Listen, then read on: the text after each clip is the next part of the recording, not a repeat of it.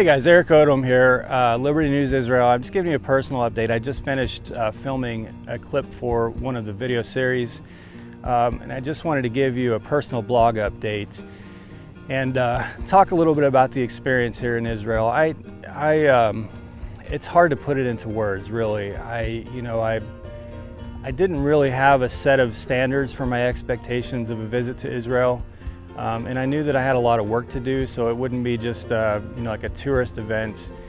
But it's just hard to put it into words. I have met and talked with some of the most accommodating, humble, but proud of their country type people that I've ever encountered in my life. There is more pride here for the people in their country of Israel than there is in the United States, unfortunately. I mean, you see flags everywhere, Israeli flags. Entire interstates on both sides of the highway are just hundreds, if not thousands of flags. Cars everywhere have flags. It really is, it gives you it's like a shared sense of pride. Even though I'm not an Israeli citizen, I'm an American citizen. It's interesting because when you see that much patriotism, it seems to be less with the actual word or the country of Israel. I mean, they're certainly proud of their country. It's a new country, 1948. It hasn't been a country for that long. I think it's more of a pride of freedom in a place where freedom is just not found. You've got behind me is, you can probably can't make it out on camera, but Jerusalem is a few miles east, and then beyond Jerusalem is the West Bank, which I drove through the other day, and it was, when you cross into the West Bank, I mean, it's people living in shacks on sides of hills. It's unbelievable. It's actually worse than driving down on the border of Texas and seeing Juarez. In the West Bank, people are living worse than they are in the worst part of Mexico.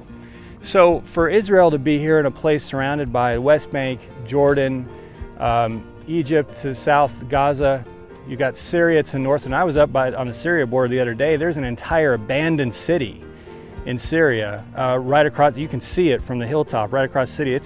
It's a big city, and it's abandoned. No one's there because it just has so much war. It's so war torn, and has just seen so much fighting that people literally can't live there.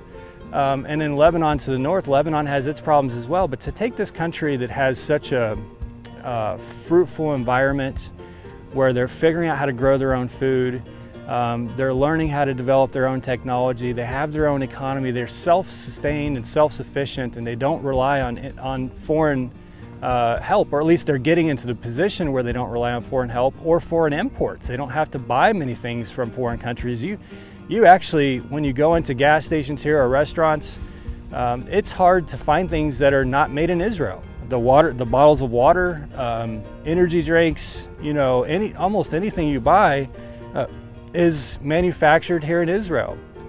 And that's just not the case in America. I mean, it's hard to find anything in America that's not purchased from overseas. So I think the people, when you see this patriotism, I share it. Even though I'm American, I share it because the patriotism is more around the concept of freedom and independence than it is around the brand and the country of Israel. And like I said, I mean, that certainly plays a role. People are proud of their country, but it's the belief, it's the philosophy of being free and independent in a region where that is just uncommon and unheard of.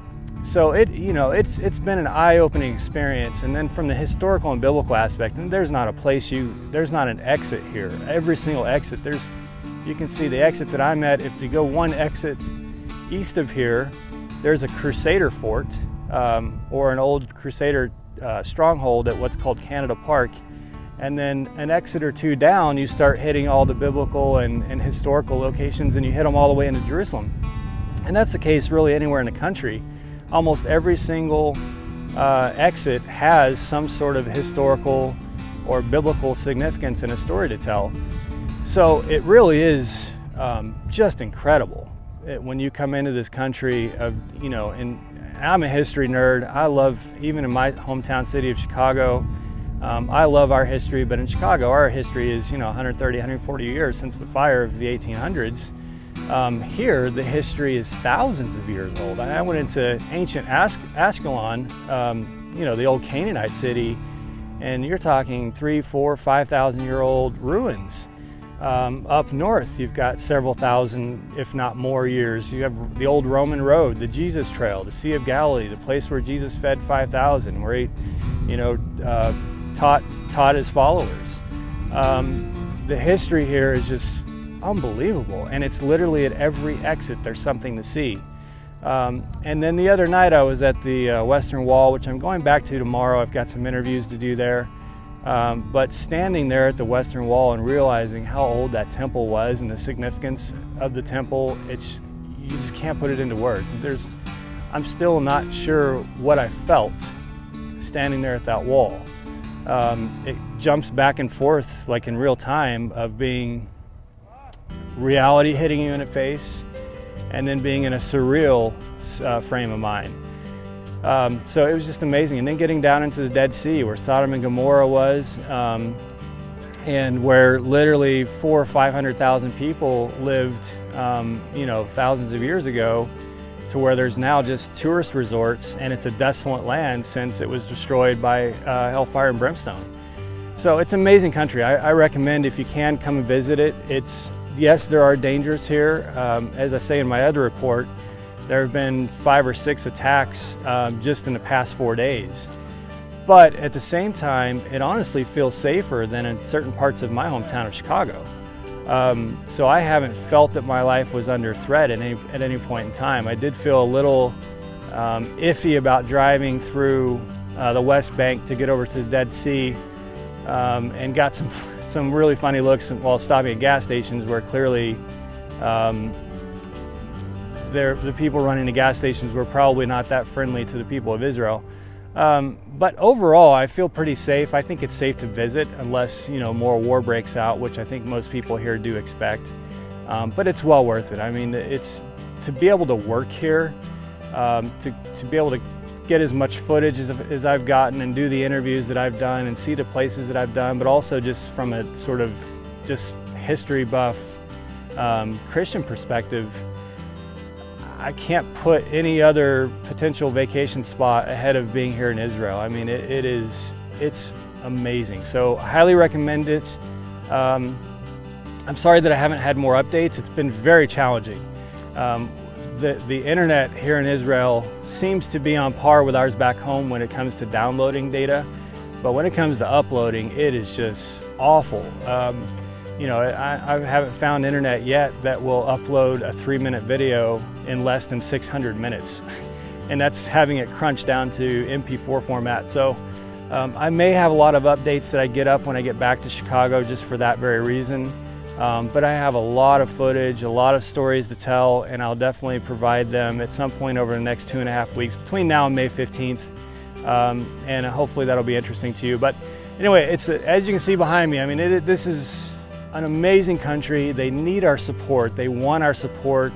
They very much feel a connection with America because, like I said, of the freedom and the liberty. So keep Israel up in your prayers.